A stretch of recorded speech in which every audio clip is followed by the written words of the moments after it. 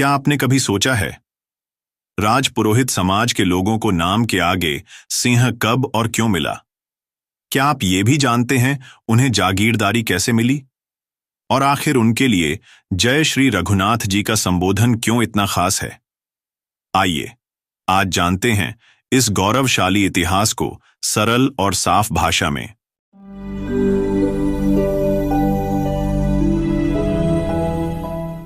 राजपुरोहित समाज ब्राह्मण वर्ग का एक अभिन्न हिस्सा रहा है, लेकिन ये सिर्फ पूजा पाठ करने वाले ब्राह्मण नहीं थे। ये वो विद्वान थे जिन्हें राजा अपना गुरु, मंत्री और सलाहकार मानते थे। राजपुरोहित राजाओं को वेद, धर्म, नीति, शिक्षा और युद्ध की कला सिखाते थे। ये वही लोग थे जो दरबार में बैठकर फैसले लेते थे और युद्ध में तलवार भी चलाते थे। राजपुरोहितों ने कई युद्धों में राजाओं के साथ कंधे से कंधा मिलाकर लड़ाई लड़ी। इनकी वीरता और पराक्रम को देखकर ही राजाओं ने इन्हें सिंह उपनाम दिया। यानी अब ये सिर्फ विद्वान नहीं रहे, ये योद्धा भी बन गए। आपकी जानकारी के लिए बता दें कि राजपुरोहित जाति में भी ऐसे महान योद्धा भी हुए जिन्होंने अपनी मातृभूमि के लिए प्राण दे दिए। राजपुरोहित अखेराजोत वीर गुमान सिंह, राजपुरोहित वीर केसरी सिंह जी, सोमायत जी, राजपुरोहित प्रताप जी, गुरु द्रोणाचार्य और कृपाचार्य। इनकी सेवा और निष्ठा से खुश होकर राजाओं ने इन्हें उपजाऊ जमीनें और कर मुक्त गांव भेंट किए। इन गांवों को डोली और शासन गांव कहा जाता था।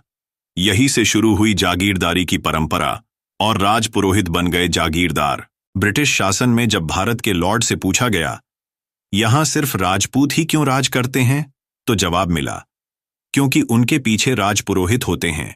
वो उन्हें सही राह पर रखते हैं, धर्म पर टिकाए रखते हैं। इस जवाब से प्रभावित होकर ब्रिटेन से आदेश आया, राजपुरोहितों को जागीरदार मान लिया जाए। समय बदला, राजशाही खत्म हुई, जागीरें छिन गईं। अब राजपुरोहितों ने काश्तकारी, व्यापार और नौकरियों की राह पकड़ी।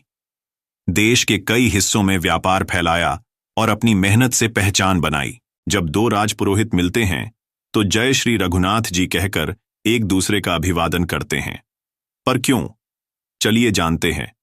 क्योंकि रघुनाथ जी यानी भगवान विष्णु, जिनके कुल में राजा रघु हुए और फिर उसी वंश में भगवान राम का जन्म हुआ।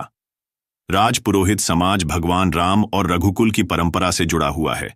इसलिए ये अभिवादन सिर्फ एक शब्द नहीं, एक पहचान है। अगर कोई आपको जय श्री रघुनाथ जी कहे तो समझ जाइए वो राजपुरोहित समाज से है, जिसकी जड़ें धर्म, शिक्षा, सेवा और बलिदान में गहराई तक जुड़ी है। राजपुरोहित सिर्फ ब्राह्मण नहीं, ये योद्धा भी हैं, शिक्षक भी हैं और पथ प्रदर्शक भी। इन्होंने धर्म की रक्षा की, राजाओं को राह दिखाई और राष्ट्र की सेवा की। आज हमें फिर से उस गौरव को पहचानना है, उस इतिहास को समझना है और उस परंपरा को आगे बढ़ाना है। अगर आपको भी राजपुरोहित समाज का ये इतिहास गर्व से भर देता है तो इस वीडियो को लाइक और शेयर जरूर करें और नीचे कमेंट करें, जय श्री रघुनाथ जी।